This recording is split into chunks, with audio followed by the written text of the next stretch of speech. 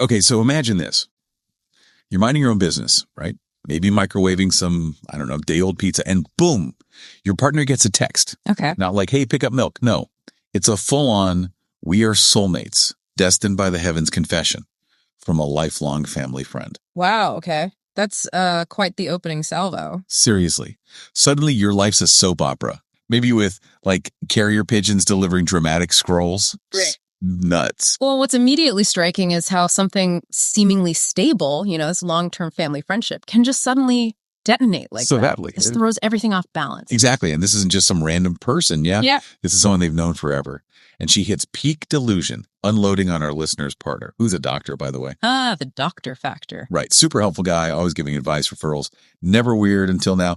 Oh, and the friend, married, 2 kids, and her dad is really sick, which just adds like layers of, oh God, no to it all. Yeah. When you have someone in a helping role like that, a doctor who's often giving advice within family and friend circles, getting these kinds of romantic messages, it really blurs lines. Professional, personal, it gets incredibly awkward fast. Super awkward. And you can see why the listener's kind of stuck, right? Like you want to back your partner up.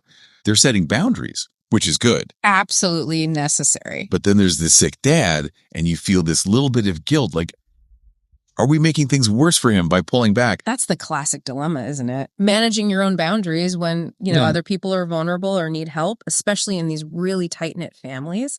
It forces a tough calculation. Okay, so the texts. Yeah.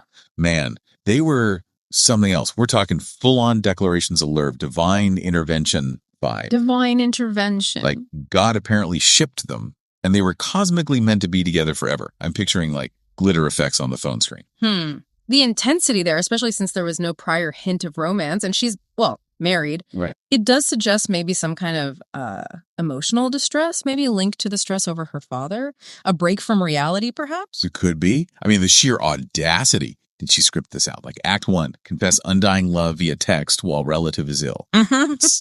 Anyway, the partner handled it like a champ. Okay, good. How so? Told the listener immediately, like straight away. Total transparency points there. That's key. Very important. Then texted the friend back, basically saying, whoa, nope, deeply inappropriate. You need therapy. Can't help you medically anymore. Firm, clear. Good. Setting that boundary is crucial. And then blocked her, just zap, gone. Like she never existed on his phone. That immediate action, the transparency plus the firm boundary, it really shows commitment to the relationship with the listener and a clear head about what's not okay, even from an old friend. You'd think that'd be the end, right? Drama over. No. Oh, dear. There's more. Enter the mother-in-law, because of course. Apparently, the friend immediately ran crying to the partner's mom. And guess who the mom blames for this whole mess? Let me guess. The listener. Bingo. Our listener. And shocker, the MIL already didn't like her much. Apparently, she's not the, quote, Christian housewife type the MIL envisioned. So pre-existing disapproval just finds a new target. That's convenient for the MIL. Totally convenient. It's like perfect excuse. So the partner, he decides on his own, okay, no contact with this friend anymore. Respecting the listener, but also, the friend does have other people. A reasonable decision given the circumstances. Right. But the listener still feels kind of guilty. You know that people pleaser thing? It kicks in, even when it's 100% not your fault. Oh, absolutely. That guilt, even when you know logically you did nothing wrong, it often comes from just wanting to keep the peace, not wanting to cause pain. It's a tough instinct to manage. So, time jump a little. The partner decides he needs to talk to his mom. Set some boundaries there, too. Okay, makes sense. Does it on speakerphone. Listener's right there. Because why not make it extra awkward? Oh, boy. Speakerphone boundary setting. Risky. Yeah. And the MIL loses it completely. Demands a private family chat. Listener apparently doesn't count as family enough for this. Ouch. Wow. Excluding the partner like that, that's a really strong signal of non-acceptance. It reinforces that whole divisive dynamic. And then the accusations start flying. She's calling the listener abusive, controlling. Abusive. Based on what? Who knows? Then she drags up some old history. Like a previous time they went no contact. Which, surprise, she also blamed on the listener back then.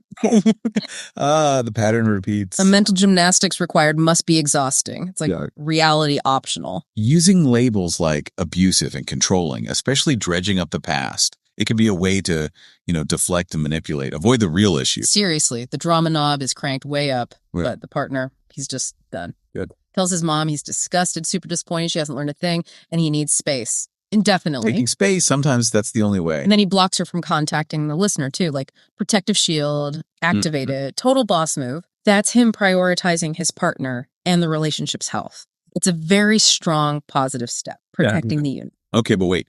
Plot twist incoming?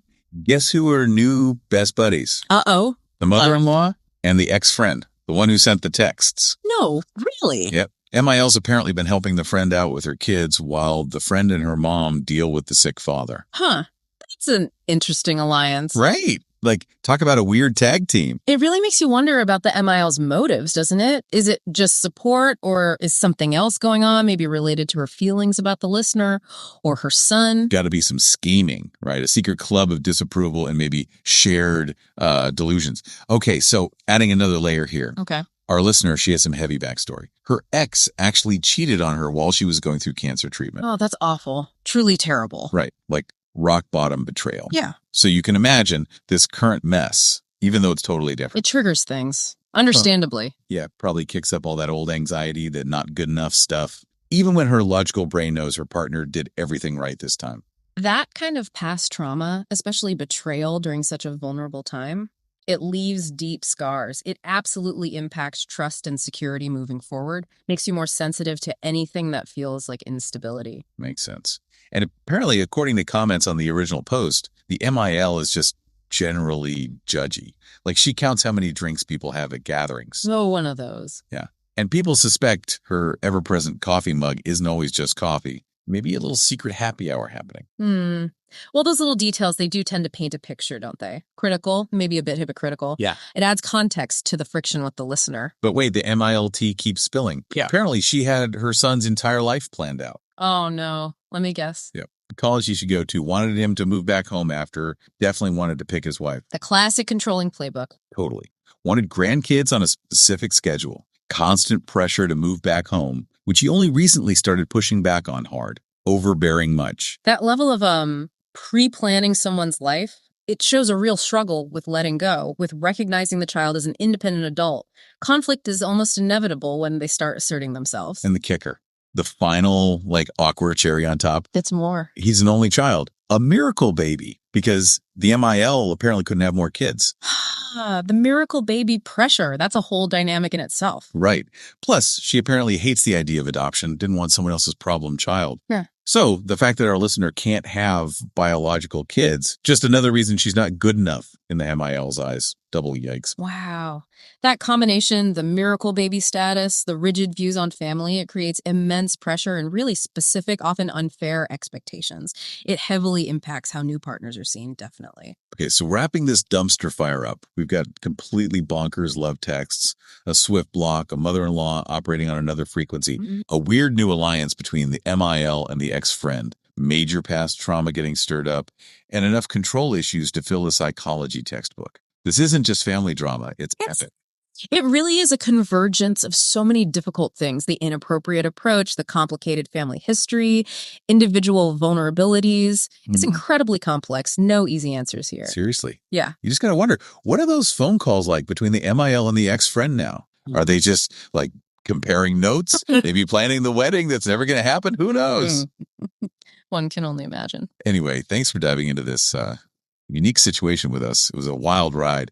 Now, if you'll excuse me, I suddenly feel the need to go check my partner's phone for any unexpected poetry, just in case.